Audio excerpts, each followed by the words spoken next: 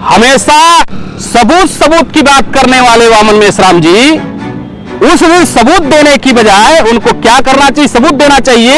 ये रहा CCTV footage, यहां पे मनोज जी आए और मोबाइल चोरी करके गए। तो ऐसा नहीं हुआ। इसमें 8 लोगों को हमने अभियुक्त बनाया हुआ है, अभी तफ्तीश जारी है। विवेचना अधिकारी संबंधित जितने लोगों ने मेरे चरित्र पे कीचड़ उछालने का काम किया हुआ है, सबके खिलाफ एफआईआर में इसमें लॉज में बढ़ेगा, और जब क्लॉज में आएंगे उनकी संख्या, तो उसके जिम्मेदार वो होंगे। तो जब नैतिक मूल्य का पतन हो गया वामन मेश्राम जी का, तो उन्होंने भ्रष्टाचार किया। पूरे देश से, ऑल इंडिया से वामसेफ संगठन के नाम पे पैसा कलेक्ट किया और ट्रस्ट के नाम पे चीफ ट्रस्टी बने, और सारा ट्रस्ट के नाम पे उन्होंने पैसा गमन करने का काम किया। उस परिवार की स्थिति क्या होगी जो 16 साल तक लगातार पूरी निष्ठा ईमानदारी के साथ काम किया हो समाज में, और उसके ऊपर एक दिन आरोप लगा दिया जाए कि मोबाइल चोरी किया। तो ये इसीलिए किया गया कि मेरे ऊपर कोई टिप्पणी ना करे। दूसरा, अगर इनके अंदर नैतिकता होती, तनिक भी अगर नैतिकता बची होती, तो अपने पत्नी के ऊपर वो कार्रवाई करते, और ये मोबाइल से जब उनके पत्नी के आया तो एफआईआर कराना चाहिए था। कौन मोबाइल चोरी किया, सीसीटीवी फुटेज खंगालना चाहिए था। लेकिन ऐसा क्यों किया? बहुत ही शातिर और षड्यंत्र आदमी है, पूरे देश के आवाम के साथ धोखा करता है। मेरे पास बहुत सारे साक्ष्य है, समय आने पे सारा चीज उजागर कर दूंगा। आप लंबे समय से वामसेफ के कार्यकर्ता रहे हैं जी, और आपने वामन मेश्राम जी के साथ भी बहुत लंबे समय से कार्य किया है। तो क्या वजह थी कि आप जो है वामन मेश्राम जी के खिलाफ एफआईआर दर्ज कराए हैं? मैं मनोज कुमार, पूर्व राष्ट्रीय प्रचारक वामसेफ, नई दिल्ली। साथियों, मैंने हमारे आदरणीय रहे वामन मेश्राम, पूर्व राष्ट्रीय अध्यक्ष वामसेफ, आपके ऊपर मैंने एफआईआर दर्ज किया। इसका ये कारण है कि 9 अक्टूबर 2021 को बहुजन मुक्ति पार्टी के समर्थन में बहुजन क्रांति मोर्चा के नेतृत्व में एक बड़ी रैली का आयोजन किया गया। उस रैली के दौरान शाम को एक मैसेज आता है व्हाट्सएप ग्रुप पे, तो वो मेरे पर्सनल व्हाट्सएप ग्रुप में भी आता है। उस समय मैं कार्यक्रम में ज्यादा व्यस्तता होने की वजह से मुझे माननीय सुशील चंद्र चौधरी, वामसेफ के उस समय प्रदेश महासचिव रहे, उन्होंने मुझे कहा कि ये क्या हो गया, बड़ा बवाल हो गया। हमने कहा क्या हुआ? कहा इलाहाबाद का जो ग्रुप है, उस ग्रुप में एक अश्लील टिप्पणियां, अश्लील मैसेज आ रहे हैं।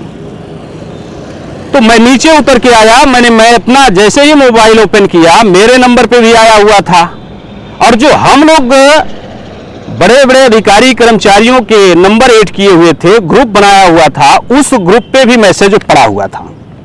क्या मैसेज था? हमारे चरित्र हनन को लेके, और बहुत सारे उसमें महिलाओं के, वामन मेश्राम जी के भी चरित्र हनन थे। तो ये बात जब आई तो मैं उस दिन बहुत ज्यादा निराश था कि इस तरीके से जब शीर्ष नेतृत्व के घर से ऐसे मैसेज वायरल हो रहे हैं, तो इसका समाज में क्या बुरा असर पड़ेगा। तो इस बात को लेकर रैली समाप्त हो गई, लेकिन मेरी चिंता मिशन और आंदोलन को लेकर था। तो उस दिन मैं रात में होटल में रुका। चांद मोहम्मद जी थे, अभय प्रताप जी थे, उनीश यादव जी थे, अजहरी साहब थे, ये सारे लोग थे। हम रात में रुके और हम लोगों की वार्ता हुई, और हमने जानबूझ के संगठन का सीक्रेट मैसेज था, इसलिए किसी को और ना बताने की बजाय हमें जो नेतृत्व कर रहे थे वामन मेश्राम जी, मैं उनके पास दूसरे दिन जाता हूं। जब इस बात के लिए जाता हूं तो उन्होंने कहा, मैंने मिलने की अपील किया, तो उनकी पत्नी ने कहा मैं जगाता हूं। तो निशा मेश्राम जी ने कहा साहब मिलने आए हैं मनोज कुमार।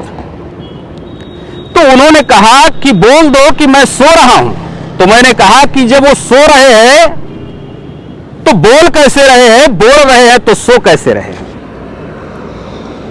मैंने बार बार आग्रह किया, उन्होंने मिलने से इनकार कर दिया। फिर मैंने 2 बार प्रयास किया कि मैसेज का छानबीन होना चाहिए, तो उन्होंने ऐसा कोई भी डिसीजन नहीं लिया। तब तब जाके मैंने उनके प्रतिनिधि गौतम बंसोड़े जी को हमने कहा कि ये मैसेज ऐसे वायरल हो रहे हैं, इसका क्या बुरा असर पड़ेगा आंदोलन पे, और जिस मिशन को हम समझा के चल रहे हैं, इतने बड़े लक्ष्य को लेके चल रहे हैं, उस लक्ष्य का क्या होगा। तो ये बात बार बार कहने की वजह से भी नहीं हुआ, फिर भी मैं बीच में बहुत बार प्रयास किया, लेकिन उनके द्वारा ऐसा कुछ नहीं किया गया, और बल्कि हमारे खिलाफ एक बड़ा षड्यंत्र रचने के लिए तमाम तरह के षड्यंत्र रचना शुरू किया। मेरे पर्सनल टेलीफोन के माध्यम से लोगों के चरित्र हनन करने के लिए उन्होंने वो कहा, मेरे चरित्र के ऊपर टिप्पणी किया, और बाद में 16 मार्च को अटेंडम अपने प्रतिनिधि गौतम बंसोड़े जी को और अपने समूह के अपने गुर्गे जो उनके साथ जानबूझ के सारे षड्यंत्र और भ्रष्टाचार में शामिल है, उनको लगाया, और उन्होंने मेरे ऊपर मोबाइल चोरी का आरोप लगा दिया। तो मोबाइल चोरी का जब आरोप लगाया तो बामसे भवन लखनऊ में यूपीएसआईडीसी G14 सरोजिनी नगर में सीसीटीवी कैमरे लगे हुए हैं। हमेशा सबूत की बात करने वाले वामन मेश्राम जी, उस सबूत देने की बजाय उनको क्या करना चाहिए, सबूत देना चाहिए। ये रहा सीसीटीवी फुटेज, यहां पे मनोज जी आए और मोबाइल चोरी करके गए। तो ऐसा नहीं हुआ। सबूत देने की बजाय उन्होंने परिस्थिति जन्य तमाम लोगों को लगाया कि ऐसी परिस्थितियां थी, उन्होंने मोबाइल चोरी किया। कहीं उन्होंने कहा कि मोबाइल चोरी किया गया, कहा उनके द्वारा करवाया गया। तमाम तरह के मेरे चरित्र पे कीचड़ उन्होंने उछालने का काम किया।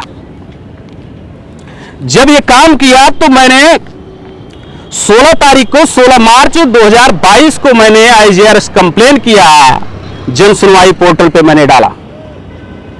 3 बार रिपोर्ट बनाई गई और तीनों बार यह कहा गया, जबकि मैं खुद ही सरोजिनी नगर में उपस्थित हुआ थाने में, मैंने अपना पक्ष रखा और सबूत दिया, फिर भी लिख के रिपोर्ट बनाया गया कि मनोज कुमार पेशे से अधिवक्ता है इलाहाबाद हाई कोर्ट में, वो हमारे समक्ष प्रस्तुत नहीं हुए। फिर मुझे मजबूरन न्यायालय के शरण में जाना पड़ा। न्यायालय के शरण में मैं गया और 3 महीने वेटिंग के बाद आखिर न्यायालय ने 156(3) के तहत जो मैंने आवेदन किया था उसे स्वीकार करते हुए उन्होंने निर्देश दिया सरोजिनी नगर थाने पे कि FIR दर्ज करके 7 दिन के अंदर हमें प्रस्तुत किया जाए। और न्यायालय के द्वारा FIR करने के लिए जब दिया गया तो थाने पे FIR हुआ। FIR होने के बाद न्यायालय को दिया गया और मैं इस FIR की कॉपी को कल यानी 22/12/2022 को सभी जो अभियुक्त हैं इसमें मुकदमे में वांछित हैं उनको हमने बाई जो है स्पीड पोस्ट उनको सभी के एड्रेस पे मैंने भेज दिया। और ये है FIR की नकल। इसमें FIR की संख्या है 0558 और डेट है 25/11/2022। धारा है 500, 504, 506, 120B, 67। इसमें 8 लोगों को हमने अभियुक्त बनाया हुआ है। अभी तफ्तीश जारी है।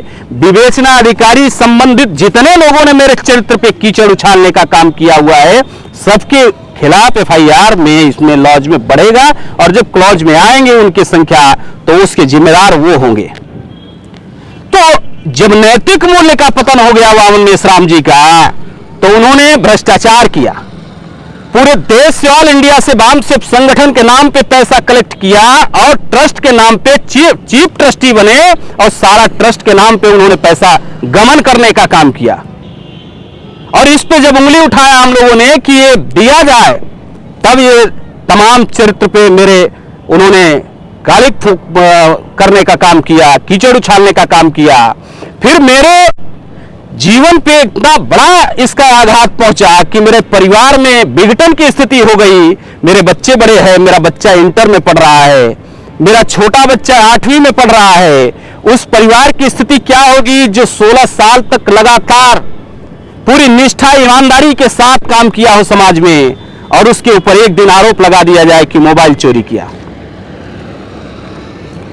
तो ये इसीलिए किया गया कि मेरे ऊपर कोई टिप्पणी ना करे। दूसरा, अगर इनके अंदर नैतिकता होती, तनिक भी अगर नैतिकता बची होती तो अपने पत्नी के ऊपर वो कार्रवाई करते, और ये मोबाइल से जब उनके पत्नी के आया तो एफआईआर कराना चाहिए था। कौन मोबाइल चोरी किया, सीसीटीवी फुटेज खंगालना चाहिए था। लेकिन ऐसा क्यों किया? बहुत ही सातिर और षड्यंत्र आदमी है, पूरे देश के आवाम के साथ धोखा करता है। मेरे पास बहुत सारे साक्ष्य है, समय आने पे सारा चीज उजागर कर दूंगा। तो ये व्यक्ति कर सकता था इसलिए कि 90 दिन में डाटा खत्म हो जाएगा मेरे सीसीटीवी फुटेज का, इसलिए उन्होंने 16 मार्च को, 9 अक्टूबर की घटना, 16 मार्च को आरोप लगा रहे हैं कि मेरी मोबाइल चोरी किया, जिससे डाटा हमारा उड़ जाए। अगर प्रशासन जांच करना चाहे तो संभव ना हो। यह षड्यंत्र है। और मुरादाबाद के अमित कुमार जी अभी पेशे से सहायक अध्यापक है, उनके द्वारा संदीप मानकर के द्वारा वार्ता कराई गई। मेरे चरित्र के ऊपर कीचड़ उछाला गया कि मैं किसी महिला के साथ अवैध संबंध था मेरा, मैंने लेके आया, रात भर सोया, उसको पैसा नहीं दिया, फिर 3 दिन 4 दिन के बाद रोते हुए आई पैसा मांगने के लिए। इस तरीके की एक बड़ा षड्यंत्र उन्होंने रचने का काम किया। अब मैं ये पूछ रहा हूं कि पूरे आवाम को वामन मेश्राम बता दे किस महिला के साथ मैं सोया, नाम तो बताए, नाम तो बताना पड़ेगा। अब आवाम को, पूरे देश को, जनता को अगर नहीं बता सकते, कम से कम मिशनरी कार्यकर्ता को बताओ। वो भी नहीं बता सकते तो न्यायालय में कहां जाओगे? न्यायालय में नाम बताना पड़ेगा। नहीं तो पूरे जितने भी आप इतने षड्यंत्र में शामिल लोग हैं, सबको मैं कटघरे में खड़ा करूंगा, और आने वाले समय में जो आपका झूठा बहुजन नायक बनने का ख्वाब है वो अधूरा होगा। और मैं जल्दी ही 2 साल के अंदर ये साबित कर दूंगा कि आप बहुजन हित में कोई ऐसा एजेंडा, कोई प्लानिंग, कोई कार्यक्रम नहीं था, बल्कि आप दुश्मनों से मिलके ही ये सारा षड्यंत्र रच रहे थे। इसलिए मुझे मजबूरन में न्यायालय की शरण में जाना पड़ा। धन्यवाद।